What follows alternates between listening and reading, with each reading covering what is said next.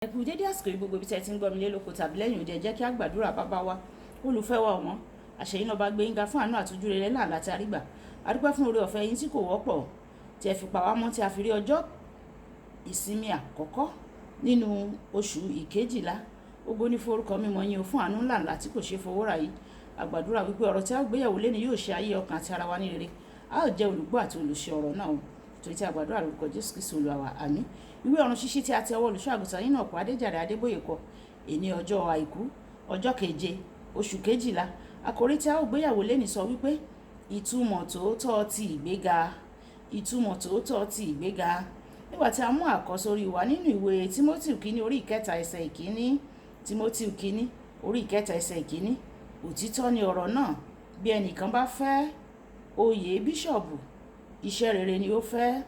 Nígbà tí a mú bíbélì kíkà wá nínú ìwé Pétérù kínní orí ìkarùn ẹsẹ̀ ìkíní dé ìkẹrin. Pétérù kínní orí ìkarùn ẹsẹ̀ ìkíní títí dé ìkẹrin.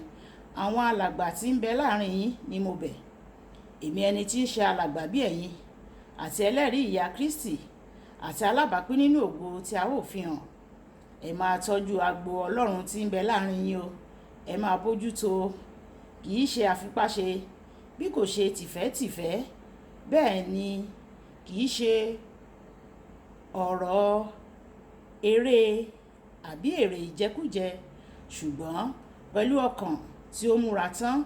Bẹ́ẹ̀ ni kì í ṣe bí ẹni tí ń lo agbára lórí ìjọ, ṣùgbọ́n kí ẹ ṣe ara yín ní àpẹẹrẹ fún agbo. Nígbà tí olórí olùṣọ́ àgùntàn bá ti fi ara hàn, ẹ̀yin yóò gba adé ògo tí kì í sá. Wáyé ẹ tẹ́tí bẹ̀rẹ̀ jẹ́ láti gbọ́ ohun tí olùṣọ́ àgùntàn yín náà kọ Adéjàre Adébóyè ní fún wa ní èní ọjọ́ àìkú. Nígbà tí àwọn ènìyàn bá ní ìgbéga lẹ́nu iṣẹ́ wọn nínú ayé, wọ́n lè rí ìgbéga sí àwọn ipò tí wọn yóò ti ní iṣẹ́ tí kò pọ̀ láti ṣe tó nígbà tí wọ́n wà ní ìpele tó kéré nínú ìjọba Ọlọ́run ẹ̀wẹ̀. Ìtumọ̀ tòótọ́ ti ìgbéga ni iṣẹ́ tó pọ̀ sí i. Mo rántí ní ọ̀pọ̀ ọdún sẹ́yìn, nígbà tí mi ò tíì di alábòjútó gbogbogbò ti ìjọ ìràpadà Ọlọ́run. Mo ń rìn, mo wá rí alákòóso àgbà tí wọ́n ń gbàdúrà ní gbogbo òru lọ́jọ́ kan. Ó sì kan mí lóminú. Mo rò pé nǹkan búburú ti ṣẹlẹ̀ ni. Torí náà mo bi wọ́n pé kí ló ṣẹlẹ̀ ní òwúrọ̀ ọjọ́ kejì. Wọ́n rẹ́rìn-ín. Wọ́n wí fún mi pé ó máa yé mi tó bá yá. Ní ọ̀pọ̀ ọdún lẹ́yìn náà, nígbà tí mo di alábòjútó gbogbogbò, ó yé mi o, nítorí èmi náà mo fi gbogbo òru gbàdúrà bí Ọlọ́run ṣe ń gbé ọ̀gá nínú iṣẹ́ ìránṣẹ́, iṣẹ́ àti ìfarajì tí o ní láti ṣe yóò pọ̀ sí o. Fún àpẹẹrẹ, mi ò tíì ṣe àjọyọ̀ ọjọ́ àwọn bàbá pẹ̀lú ìdílé mi àfi ìgbà tí ó di ọdún 2020 ní àsìkò ìṣẹ́mọ́lé àrùn kòrónà.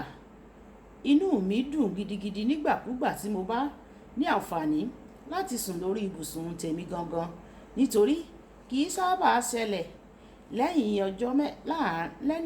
àwọn ọjọ́ mẹ́ta wọ̀nyí. Iye àkókò tí mo ní láti sùn báyìí ó kéré ju ìgbà tí ìjọ ìràpadà ní ọmọ ẹgbẹ̀rún lọ́nà ọgọ́rùn-ún. Nígbà tí Ọlọ́run bá gbé ọ̀gá nínú iṣẹ́ ìránṣẹ́, má ṣe jẹ́ kí inú rẹ kí ó dùn o nípa rẹ̀. Dípò èyí, kí o ronú nípa rẹ̀, nítorí ó túmọ̀ sí pé o ní láti ṣe àfikún sí ìkápá rẹ nínú ẹ̀mí kí o bá lè jẹ́ ìbùkún sí àwọn ọkàn sí i. Ó yẹ kí o wá láti súnmọ́ Ọlọ́run sí i, dípò kí o fi àsìkò ṣòfò láti máa ṣe àjọyọ̀ láàrin àwọn ènìyàn. Nígbà tí a bá gbé ènìyàn ga nínú ìjọ Ọlọ́run, ó jẹ́ ìpè sí àwọn ojúṣe tó tóbi sí i ni. Nítorí náà, nígbà tí o bá rí àwọn ojúṣe Ọlọ́run tòótọ́ tí a gbéga nínú iṣẹ́ ìránṣẹ́, tí o rí àwọn òṣìṣẹ́ Ọlọ́run tòótọ́ tí a gbéga nínú iṣẹ́ ìránṣẹ́, má ṣe ṣe ìlara wọn o. Bí o bá ṣe ń lọ sókè sí i nínú ìjọba Ọlọ́run, bẹ́ẹ̀ ni iṣẹ́ rere tí o gbọ́dọ̀ ṣe gbọ́dọ̀ pọ̀ sí o.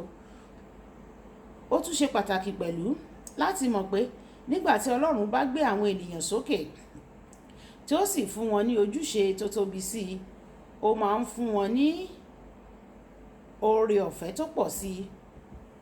O kò ní láti bẹ̀rù nípa àwọn ojúṣe tó ga sí i tí yóò wá pẹ̀lú ìgbéga Ọlọ́run, nítorí yóò mú gbogbo oore ọ̀fẹ́ di púpọ̀ sí fún ọ bí o ṣe ń ṣe é àti bí o ṣe ń gbé ọ sókè. Ìwé Kọ́ríńtì kejì orí 9 ẹsẹ̀ 9.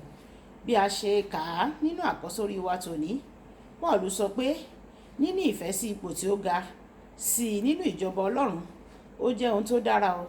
Nítorí náà kí a máa ní ìfẹ́ sí i pé kí Ọlọ́run túbọ̀ máa gbé wa ga bí ó ṣe ń tẹ̀síwájú láti jọ́sìn fún un.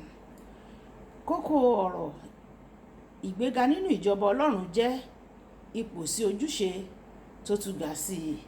Ẹ̀já sọ pé bàbá mi, Ọlọ́run jọ̀wọ́ o, bí o ti ń gbé mi ga sí, jẹ́ kí n ní oore ọ̀fẹ́ láti lè máa ṣe ojúṣe mi àti láti máa tẹ̀síwájú nínú àwọn ojúṣe tí ó yanrantí tí ìwọ Olúwa ti gbélé mi lọ́wọ́. Ọlọ́run yóò sì ràn wá lọ́wọ́ bẹ́ẹ̀ ní orúkọ Jésù. Olúwabùkọ́lá Ayako ní orúkọ mi o. Ẹ máa bá mi like, ẹ máa share, ẹ máa comment nípa ẹ̀ kí àwọn èèyàn kí wọ́n lè jẹ àǹfààní ọ̀run ṣíṣí Yorùbá. Ẹ ṣé tẹ̀ ń tẹ́tí sí ọ̀run ṣíṣí Yorùbá o. Olúwa yóò tẹ́tí sí igbe àti ẹ̀bẹ̀ yín. Ó dàbọ̀.